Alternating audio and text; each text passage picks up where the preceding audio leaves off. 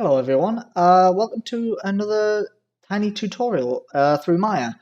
In this video we will cover the basics of setting up a project, doing our project, and finishing it up for exporting. I won't go through the entirety of the process because I've covered some of them in other videos, but I'm going to do a quick time lapse of creating my project and then finishing it for export. But for now, I will let you guys know about how to set up your project first. So we have our main scene here in Maya. This is my usual setup. And I'm just going to switch it like this. And firstly, I will go into the Windows Settings and Preferences settings. Now, in my first video, or my second one, I mentioned about going into your preferences and setting up your linear working units to meters. Now, previously, like I said, the reason why I do this is because I work in Unity, and this would make it a lot easier for when you drag and drop your assets for import into your game engine. It comes up as a one-to-one scale. So this here, for example, this square, if I do export it from Maya into Unity, it will come up exactly how we see it in the camera. So it won't be like teeny tiny, it won't be too big like from here. It will just be as is. So that's why we set up the working units to begin with. Plus it also helps with scaling your scene. That is one video actually that I thought of I can make. Yep, I can make that. So I am now pretty much set up my scene. Everything's fine. I've got my outliner, I've got this. Before I do, if I'm doing any modeling, I will open my modeling toolkit and then just press Control A for my attributes and channel. The little key binding you should learn. Just quick and easy. And from there, I will go continue and create something. Before I do, if you hold down space in the 3D view, you get a quick menu. So you can hold and click and bring up this other option. This is this is mainly used for when you're in this type of view. Your entire menu that's here is now in here, but that's for later. Anyway, I will be literally a few minutes or a few seconds, and I will finish up this project.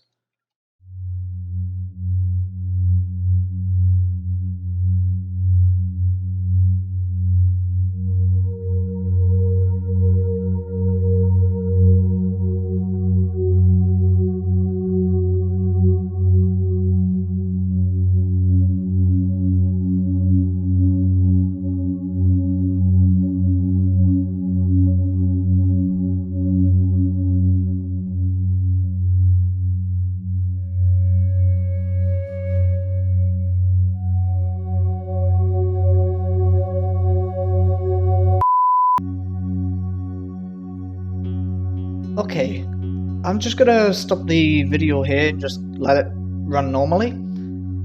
This, as I mentioned in my earlier videos, is the point where I have finished an asset. This is one of the spokes of a Western wheel, the Western cartwheels, whatever you want to call them. And I now am going to duplicate this around, but before I do, I must take into account that the UVs aren't done. Now, if I hadn't noticed that, I would have ended up with probably 10, 20 spokes that I would need to UV unwrap, when I could just UV unwrap one and then duplicate them around. That's how simple it can be. And this is also the reason why I do beg you to plan out your models before doing them. There's nothing more that annoys me than doing all that work and then you have to take 20 steps back to get back to where you were. It's such a pet peeve. Anyway, I'm going to continue. Thank you.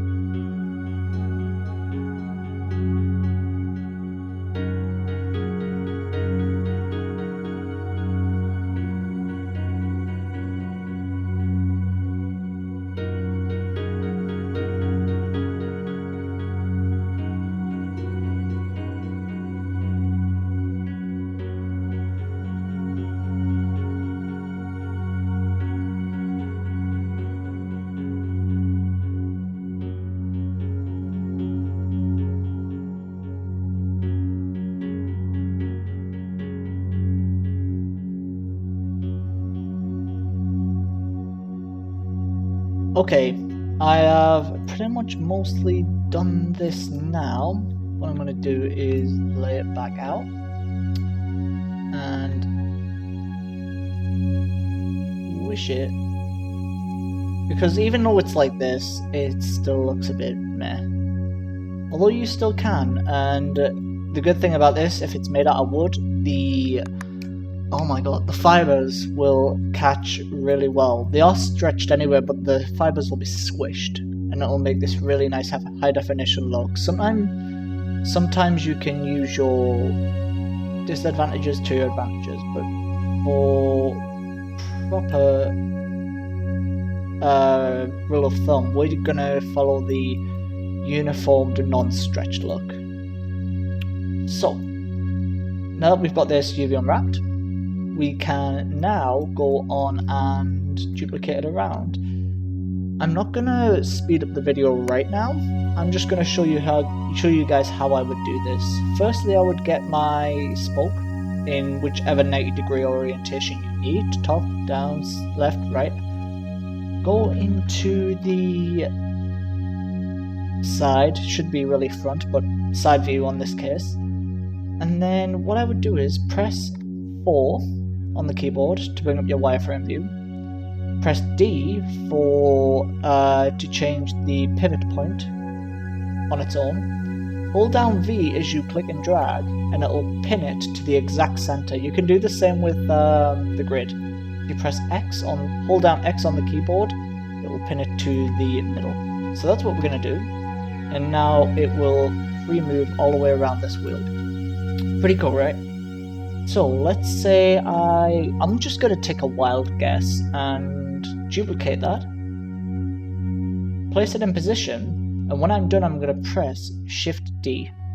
It will not only duplicate the object, but it duplicates it in relation to where the previous mesh was moved to.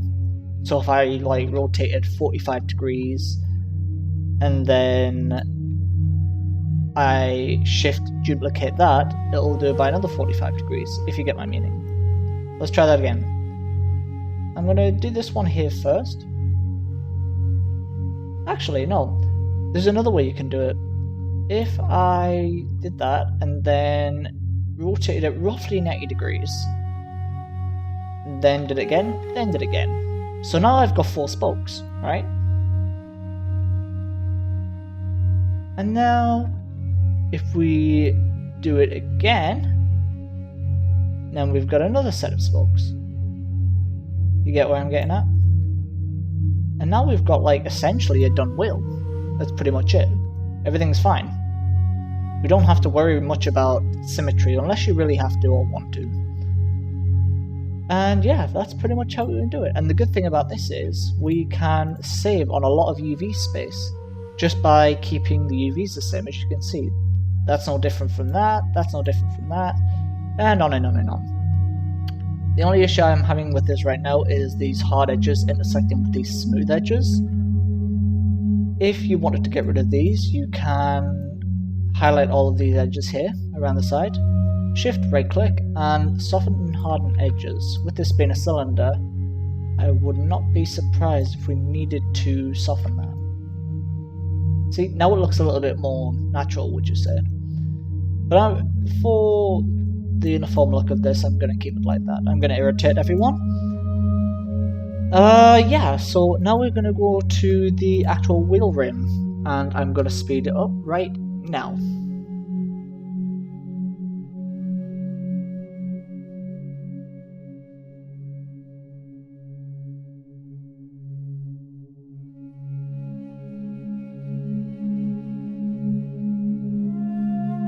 What I'm doing right now is just flicking between the hard view and the soft view. Sometimes the less polys you have, sometimes it's better to work with in a smooth view. You see these on when people make faces. They have a lot less polys than the usual poly count that you're used to. It's because it's easier to move.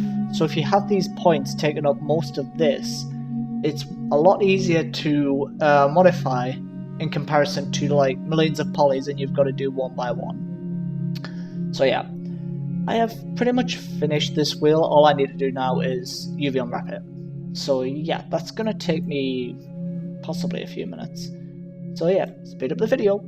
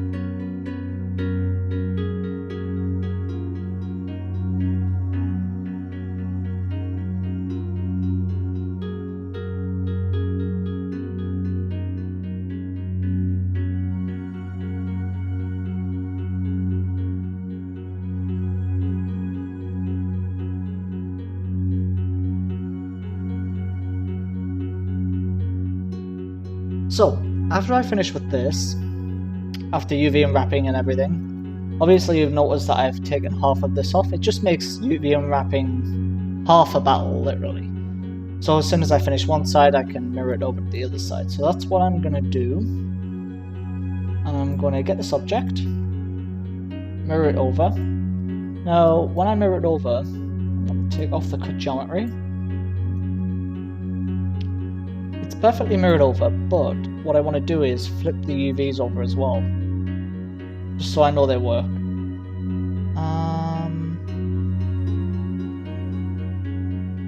Yeah, I want to flip them on their local V, and then merge them together.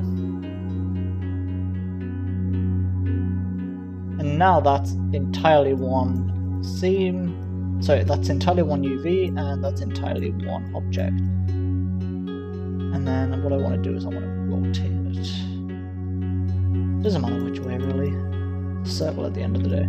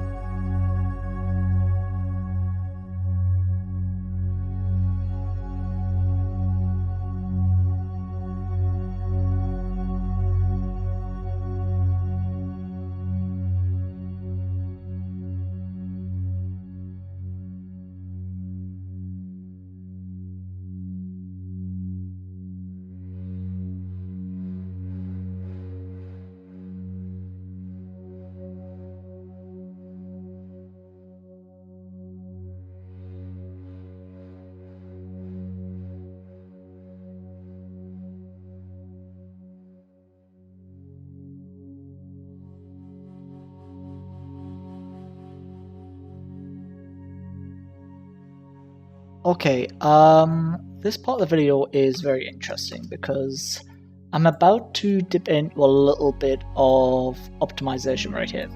Now say if I was to put this into a game and it was an extremely high poly model, so we're thinking about thousands, which is quite unnecessary in certain aspects, but if your hardware can handle it, then go, essentially. But if this was like for a mobile game or a, oh my god, why is it so hard to think, a WebGL game, then I would need to cut down on poly faces. So when it comes to this, not only does it have a lot of sides going into this center point here, but you don't want as many. So a good way to optimize is two ways to do it, and I'll display it on the screen now.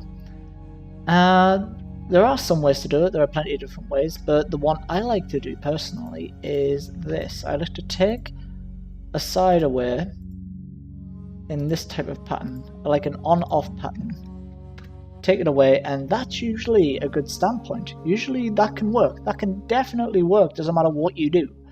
It helps to cut down on polys, it helps the rendering, but yeah, this is all really good stuff to do. I will stop here and I will get back to topology flow and optimization in another video. Thank you. Okay, so now what we're going to do is mirror this over, and that should essentially finish us off for this part of the wheel. I've made a little mistake here. The UVs are stretched, so I'm going to replace them back to where they are. And there we go. Be on the third one up as well. Yeah, there we go. Just takes a little tweaking and nudging, and you will get to this point later, don't worry about it. Okay, that seems pretty good to me. The only issue is these top outer ones. For me, I don't know why, but they're instantly hard to do for me. Doing UVs. There we go. Everything follows its own line. Okay, so we are going to merge this across. Should I? Yeah, why not? I want to at least have the full thing done. And that's fine. Yep. Although I don't know why you're like that. But sure, why not? Why did you be like that? Why did you go like that?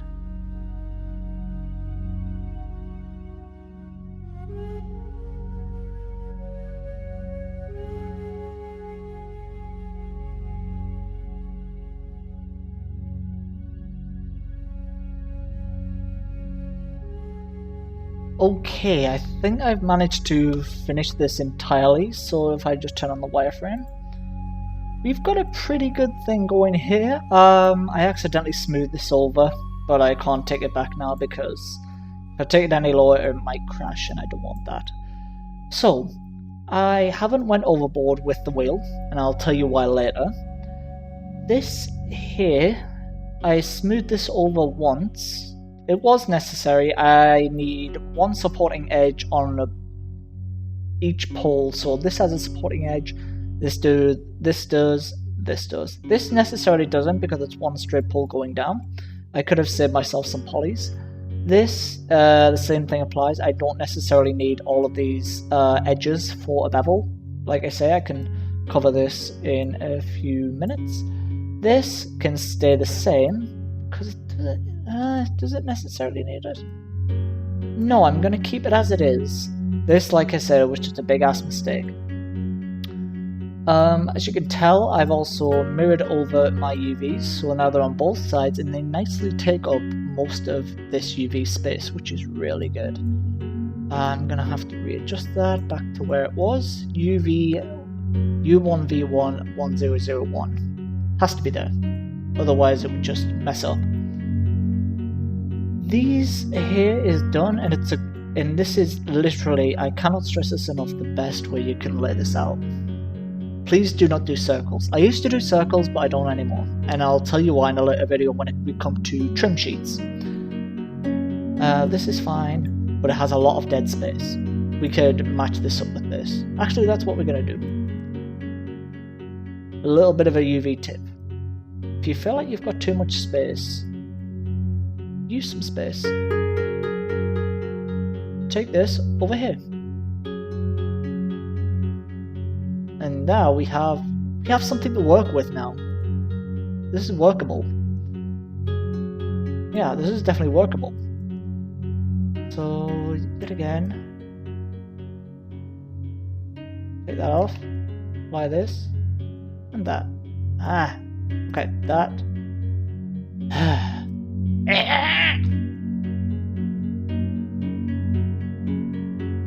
Okay, here we are. We got there eventually.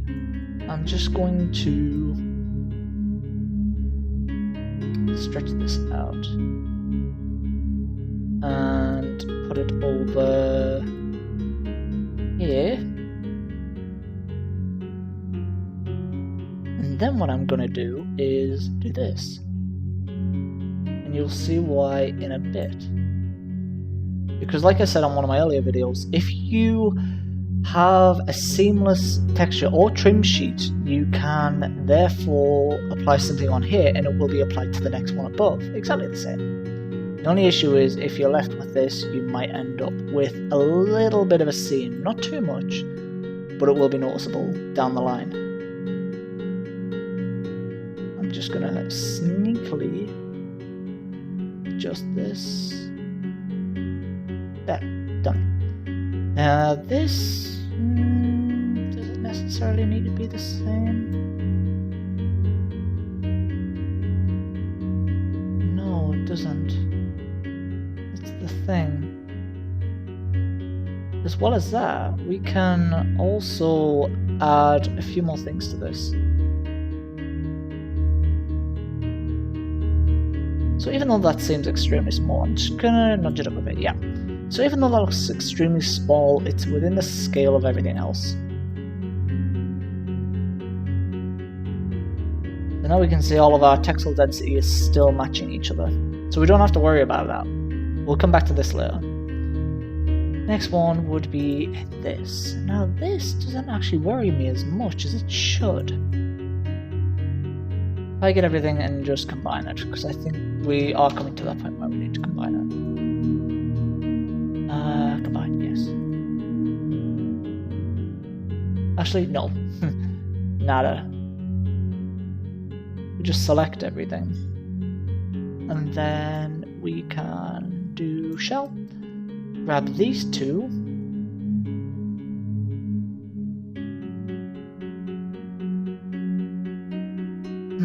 It's going to be a tight squeeze.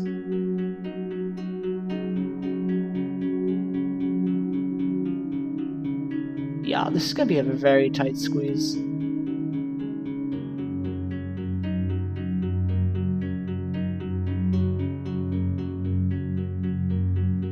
Here we go.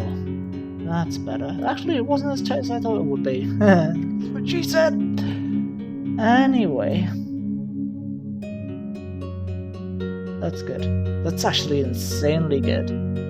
Yeah, this is really good. I'm gonna actually use a bit more space than I need to.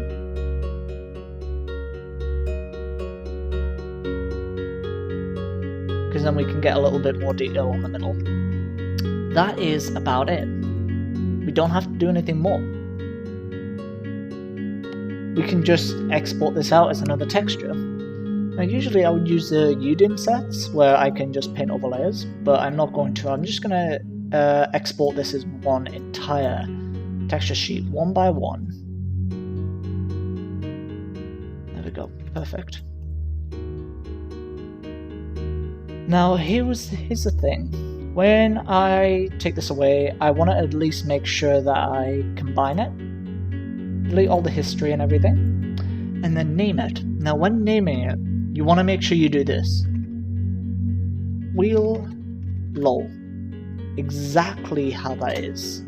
People sometimes do this, but I like to make sure that I write the entire thing. So wheel low. And make sure you keep that capital as well. It will help. And it will turn into a habit. I will export. Well, no, I won't export it. I will apply a material. Just call that wheel, because it's the material for the wheel. And since, even though I'm only going over 2 UVs, I don't need 2 materials. This can easily take up 1. So yep, I will do that. Save that up. And I will export it now. You can either send it to Unity, send it to Unreal, Cloud Export or Import, but I'm just going to export the selection. And even when you save it up, best to save it as wheel low as well, so you can tell which one's high, which one's low, even when you're dragging it in. Trust me, I made many a mistake on that. Next, what you would do is duplicate the entire object. I'm going to just take this off, because this is very important. Very, very important. After you've done all of that, duplicate the item. So now we should have 2. Wheel low, our original, and wheel low 1. We're going to call this wheel high. Yeah. And with this one, I'm sure you've already guessed it, we just turn that bad boy right up. So now we've got this really dense, high poly model in our wake. It looks great as a high poly. Yeah. That's all we do. And we don't need to apply new material to this because, like I said, we'll come to that later. All we need to do is rename it to wheel high. That's all we do. And then export this one and just change it. And the naming does matter. In the next video I will go over export and importing this to Substance, Unreal and Substance Painter. Maybe Designer later on. And we will use this as we go, because it looks like a pretty solid project. I like it. So yeah. I will note as well, when you do the high and low, they have to be, without a doubt, have to be in the same position as each other. They need to be overlapping each other. Exactly. Because when it comes to baking, that can go wrong very quickly. So yeah. Say if I wanted to go to Substance Painter or Unity, I can just hop on there. I'm literally just going to touch on this quietly. I create a new project, this, and I'm going to get my wheel low, get it as a big ass texture. I'm going to do this one. I'm going to use the UV tile workflow as it is necessary. Oh. Ah.